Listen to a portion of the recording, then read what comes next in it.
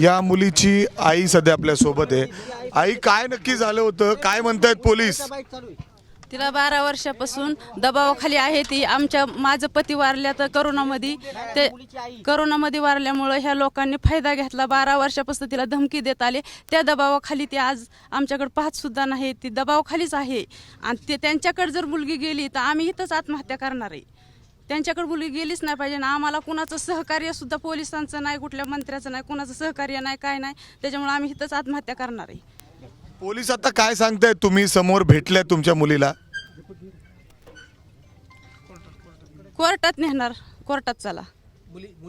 काय बोलणं झालं तुमचं मुलीशी? काय नक्की म्हणते ती? काय झालं होतं? ती फक्त यायचं नाही म्हणते, कुठे यायचं नाही? आईसोबत। का म्हणजे आतापर्यंत जे तुम्ही तक्रार दिलेली आहे त्यानुसार पोलिसांनी तक्रार घेतली, मिरची पावडर टाकली, हे सगळं झालं, पण ती सांगते ती असं काही झालंच नाही।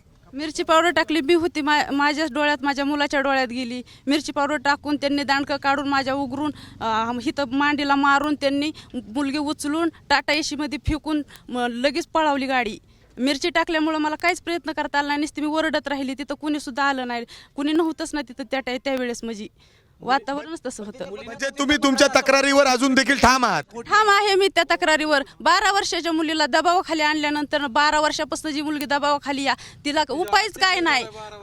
तिचा भाऊ लहान असल्यामुळं तिच्यावर दबाव आणला या, तेव्हापासून दबाव ब्लॅकमेल करते ती, आणि ती दबावाखाली बोलती या।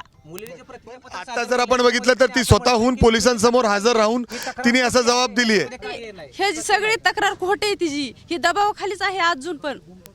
मग आता तुमची मागणी काय आहे? का स्वतः मुलगी तुमची जर पोलिसांमध्ये येऊन असं म्हणत असेल की असं काही घडलेलं नाही आहे म्हणूनच बोलते या, ती अशी बोलणारी मुलगी नाहीये। दबावाखाली आहे, त्यांनी गैरफायदा घेतला आमच्या घरात गडी माणूस नसल्यामुळं। कुणाचा दबाव आहे? कुणाचा दबाव? ते झहीर शेख यांच्या दबावाखाली बोलते ती, त्यांच्या सपोर्ट आहे ती, म्हणजे ती त्यांच्या चुलता ह्यांच्या सपोर्ट आहे त्यांचं। तिचं म्हणणं आहे की एवढ्या वर्ष आम्ही एकत्र राहतोय लहानपणापासून, तिने त्याच्यामध्ये अनेक गोष्टींची कबुली सुद्धा दिलेली आहे, म्हणजे तुमच्या मुलीने। मला माहित नव्हतं का, कल्पना होती का हे असं सगळं सुरू आहे, याची कल्पना होती का? स्पष्ट दिसते ना, अत्याचारच झाला। 12 वर्षापासून जी मुलगी दबावाखाली म्हणल्यानंतर तिला ब्लॅकमेल केलं जातंय ना, त्याच्यामुळे त्यांनी फायदा घेतला। 21 वर्षाची होऊन दिली आणि आता तिला बरोबर ब्लॅकमेल केलं ना आणखीन। आता तुम्ही काय मागणी करताय पोलिसांकडे? कारण तणावाचं वातावरण आहे, अनेक हिंदू संघटना कुठेतरी आक्रमक सुद्धा होताना दिसत आहेत या सगळ्या प्रकरणाला घेऊन। आम्हाला सहमतच नाही कुणाच, त्याच्यामुळे आम्ही इथंच आत्महत्या करणार आहे। कुठल्या पुढाऱ्यांची नाही, कुठल्या पोलिसांची नाही, काय नाही। आता तुम्ही एसपींना भेटलात, एसपी काय म्हणतायत? पुढची भूमिका काय असणार आहे? आत्महत्या करायची, पर्याय नाही। आता काय झालं, पहिली गोष्ट या प्रकरणाला राजकीय वळण लागलेलं सांगतो मला। काय म्हणणं काय आहे? आणि आता एसपींनी काय सांगितलं? वरिष्ठ पोलीस अधिकारी होते तर मी मुलीचा चुलता आहे। मुलीचे वडील कोरोनामध्ये वारले। कोरोनामध्ये वारल्यानंतर त्यांचं पालन पोषण या मुलीचं या मामांनी केलं। मामांनी केल्यानंतर सिद्धटेक मंदिरापाशी यांचं गाव आहे, जलपुरी गाव आहे। कधी मुलगी आली नाही तर 1-2 दिवस यायची जायची माघारी। आणि आमचा असा आक्षेप आहे, त्यांनी त्या मुलीला दबाव आणून, म्हणजे पहिली गोष्ट अशी, लग्न जमलं, शॉपिंगसाठी मुलगी भिगूनमध्ये बाजारपेठेमध्ये गेल्यानंतर काय ह्यांनी गावगुंडांनी तिच्या वाचीवर पोरं सोडली। पोरं सोडल्यानंतर तिला वाचीवर पोरं सोडल्यानंतर त्याला माहिती अपडेट केली सगळी।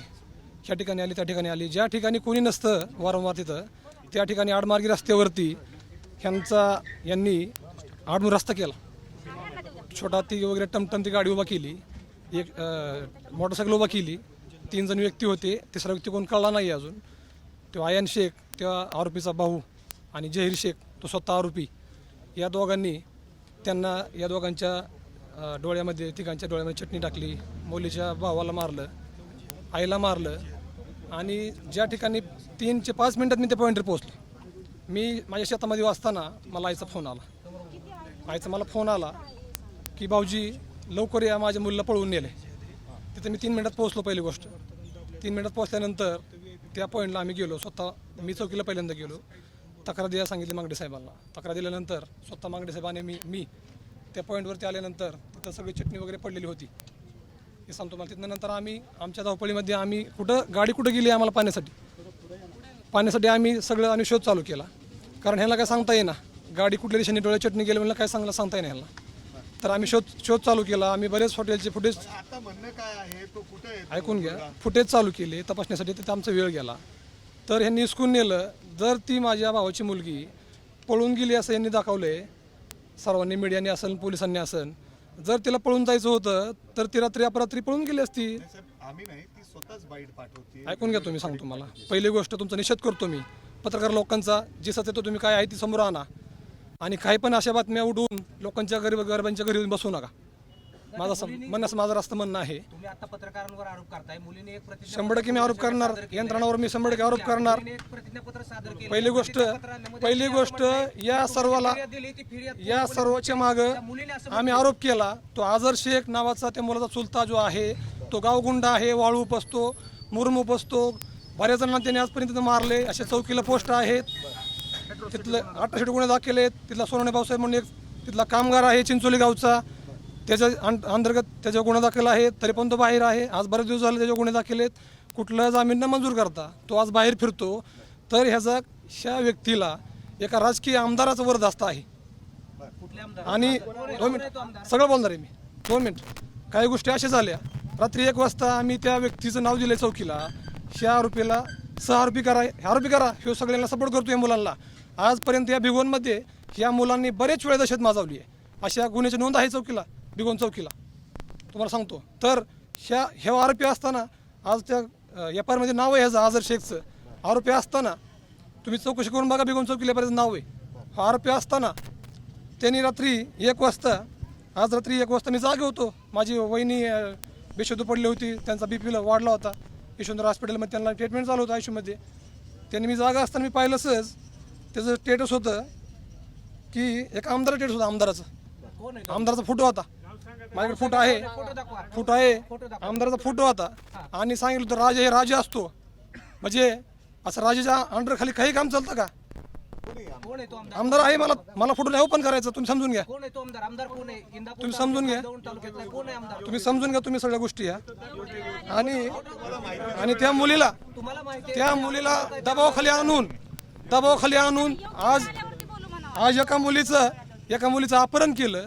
तिच्यापाशी कोणी नसताना जर तिला अपहरण केलं, तिच्या डोक्याला पिस्तूल लावला. तुझ्या फॅमिलीला भीती आहे. तुझ्या फॅमिलीला सुद्धा आम्ही उचलून नेलेलं आहे. तिला पण त्या फॅमिलीला तुझ्या 2 भावांना तिला वडील नाही.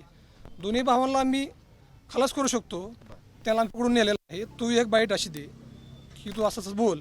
तुला बोलल्याशिवाय पर्याय नाही नसेल तुझा आम्ही खलास करणार आहे. असं त्या मुली दबाव असू शकतो. तेव्हा काय आता तर पोलीस आहेत, सगळेजण होतं. आता काय बोलणं झालं? आता बोलणं झालंय मुलीशी. त्यांनी त्यांच्या प्रकारे मुलीवरती काहीतरी त्यांची गुप्त यंत्रणाचे त्यांनी काहीतरी मुली त्याला खायला घातलेलं आहे. जादूटोना केला. मलाच म्हणायचं. त्याच्यामध्ये SP साहेबांशी चर्चा झाली. एक आम्हाला थोडीशी तपास यंत्रणामध्ये थोडंसं आम्हाला एक डाऊट असा आहे की पहिलं मुलींनी स्टेटमेंट दिलं की मी 9 वर्षापासून रिलेशनमध्ये आहे आणि आता स्टेटमेंट देते की 1 वर्षापासून आहे. तर थोडंसं तिच्या बोलण्यामध्ये विसंगत आम्हाला जाणवत आहे. आणि असं असताना तपास योग्य दिशेनं व्हावा.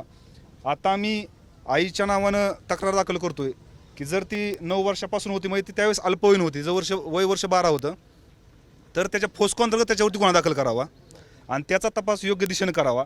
महाराष्ट्रामध्ये बरीच प्रकरणं होतात आणि त्याच्यामध्ये आम्हाला अजून एक शंका अशी आहे की याच्यामध्ये लँड जिहाद आहे का, कारण मुलीच्या नावावरती संपत्ती वगैरे आहे. आणि हे सगळे विषय असल्यामुळं आम्ही पोलिसांशी चर्चा केलेली आहे. पोलिसही सहकार्याच्या भूमिकेमध्ये आहेत. तपास योग्य दिशेने चाललेला आहे. आत्ता तिला कोर्टामध्ये हजर केलं आहे. ते काय कोर्टामध्ये स्टेटमेंट देते त्याच्यानंतर आम्ही आमचं पुढची आम्ही दिशा करू. मी वैभव सोलंकर, भारतीय जनता पार्टी युवा मोर्चा जिल्हाध्यक्ष. ABP माझा, उघडा डोळे बघा नीट.